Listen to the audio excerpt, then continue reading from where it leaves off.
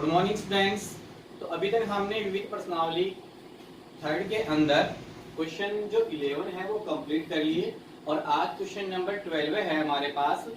द्विघात समीकरण ax² plus bx plus c equal 0 के मूल ज्ञात करने का श्रीधर आचार्य सूत्र ज्ञात कीजिए। तो देखो अभी तक हमने द्विघात समीकरण को हल करने के लिए तीन विधियां पढ़ी हैं और पहली विधि है द्विघात समीकरण या द्विघात बहुपद को हल करने के लिए गुणनखंड विधि, जिसके अंदर अपन क्या करते हैं गुणनखंड करके उसको सॉल्व करते हैं। सेकंड विधि हमारे पास है पूर्ण वर्ग विधि और थर्ड विधि है हमारे पास श्रीधराचार्य या श्रीधर आचार्य विधि। तो हमें क्या करना है, श्रीधर आचार्य विधि का केवल आपको फॉर्मूला लिखना है, यानी आपको सूत्र लिखना है। तो क्या होगा, हमारे पास एक द्विघात समीकरण दे रखा है ax² plus bx plus c equal 0 comma a does not equal 0, यानी a का जो मान है वो 0 के बराबर नहीं होना चाहिए। अगर a का मान 0 के बराबर हो जाएगा तो x² का जो गुणांक है वो क्या हो जाएगा, 0 हो जाएगा और x² का गुणांक 0 होने से x² से गुणा करने पर मान 0 हो जाएगा। तो ये अपने आप में एक द्विघात समीकरण नहीं कहलाएगा। अब यहाँ से अपन जानते हैं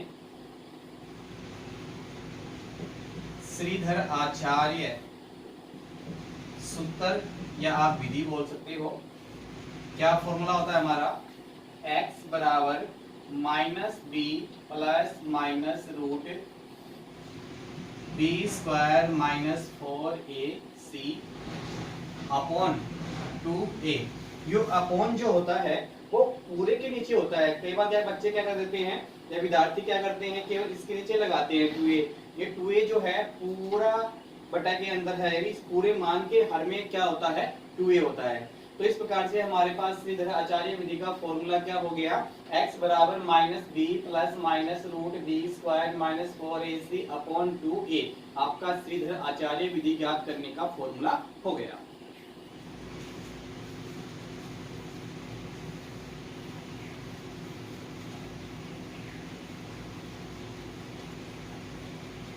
क्वेश्चन नंबर आपका 13 है, समीकरण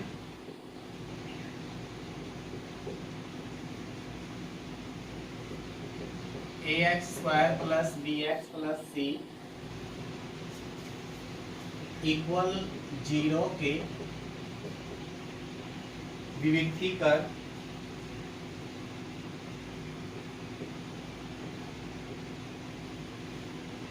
का व्यापक रूप लिखकर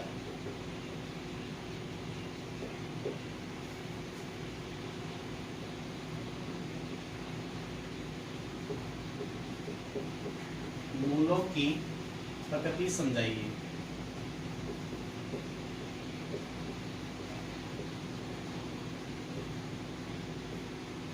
देखिए आपके पास क्वेश्चन क्या है, आपके पास एक द्विघात समीकरण है ax² plus bx plus c equal 0 की विविक्ति कर।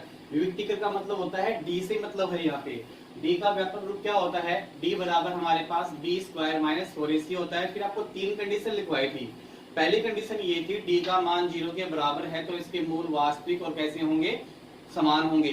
सेकंड कंडीशन थी d ग्रेटर देन 0, d का मान 0 से बड़ा है तो इसके मूल वास्तविक और भिन्न भिन्न होंगे और d का मान 0 से छोटा है तो इसके मूल काल्पनिक होंगे, तो वास्तविक नहीं होंगे।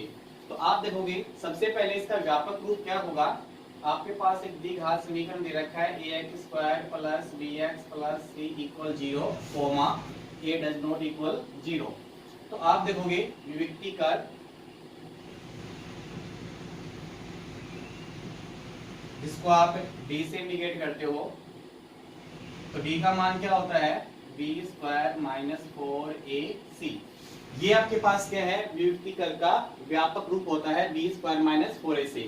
उसके बाद हमारे पास तीन कंडीशन होती हैं।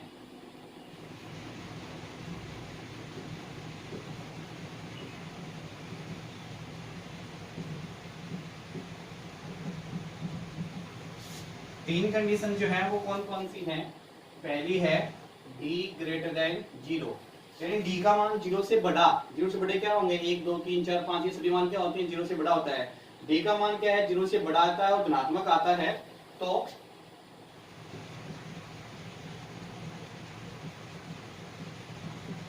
इसके मूल वास्तविक तथा भिन्न भिन्न होंगे।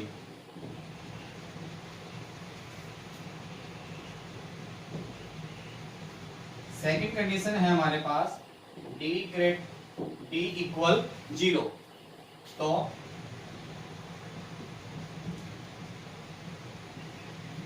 इसके मूल वास्तविक तथा समान होते हैं। थर्ड कंडीशन थी आपकी d लेस देन 0, यानी d का मान 0 से छोटा ऋणात्मक मान आ जाए, जैसे माइनस का 5, माइनस के 2, माइनस का 1, माइनस के मान आ जाए, तब क्या होता है, d का मान 0 से छोटा होता है। तो इसके मूल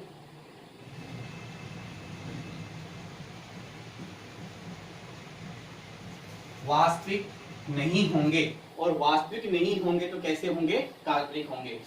मूल वास्तविक नहीं होंगे।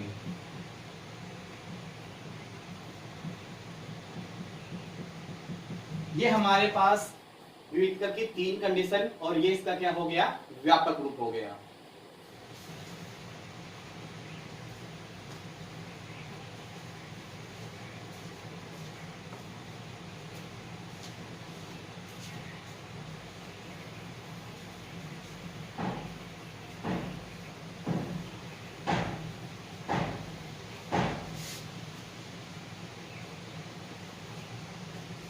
क्वेश्चन नंबर 14 है,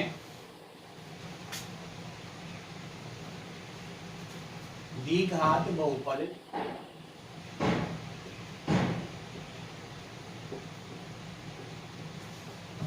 to x square minus 8x plus 6 equal 0 के शून्य ज्ञात कीजिए।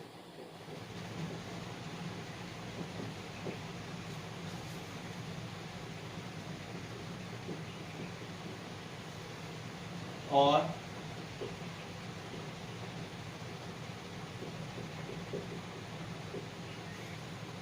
शून्य को इन गुणांकों के बीच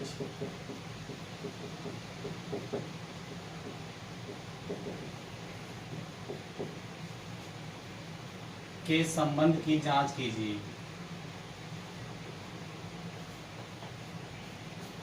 संबंध की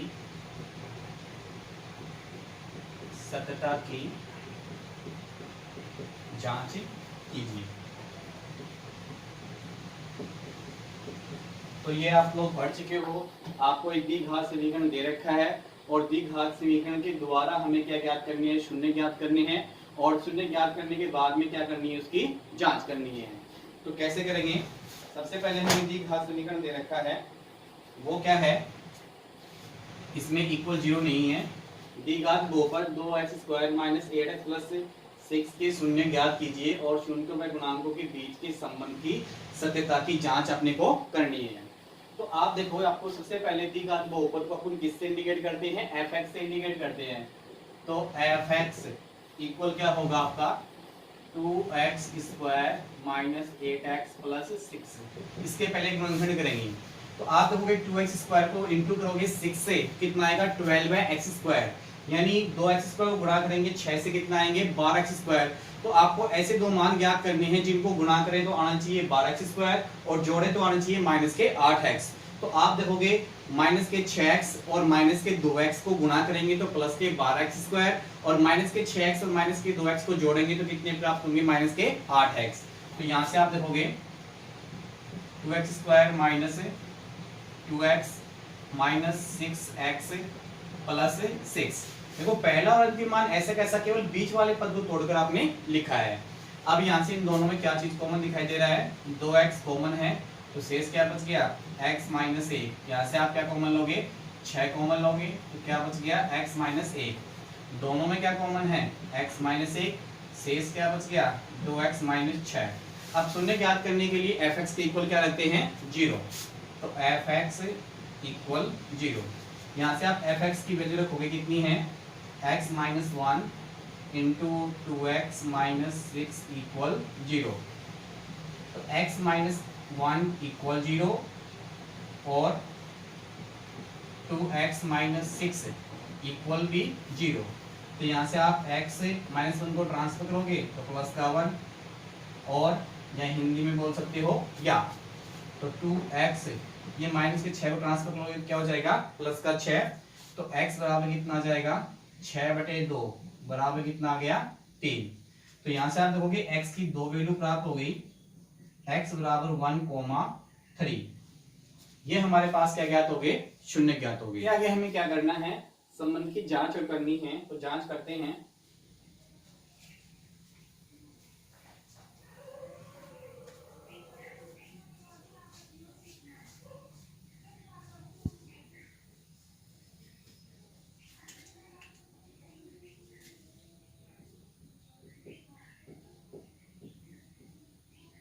सत्यता की जांच।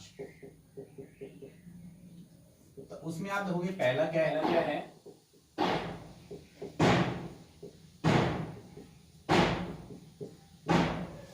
शून्यों का योग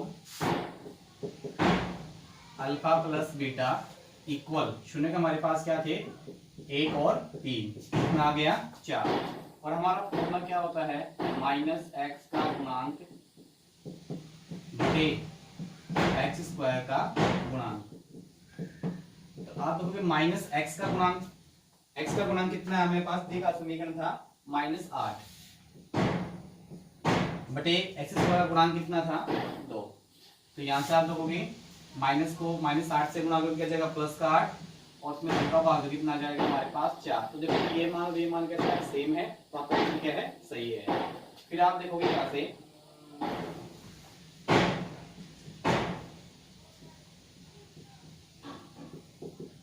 शून्यों का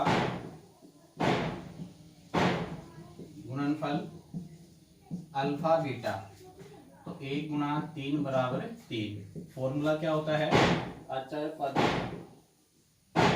बटे एक्स स्क्वायर का गुणांक। तो यहाँ पे आप देखोगे अचर पद कितना हमारे पास 6, और एक्स स्क्वायर गुणांक कितना है, 2। 6 में 2 का भाग कितना जाएगा, 3। इस प्रकार से आपने देखा कि दोनों मान कैसे हैं, सेम है। इस प्रकार से दिए गए सवाल की क्या होगी, सत्यता की जांच भी होगी।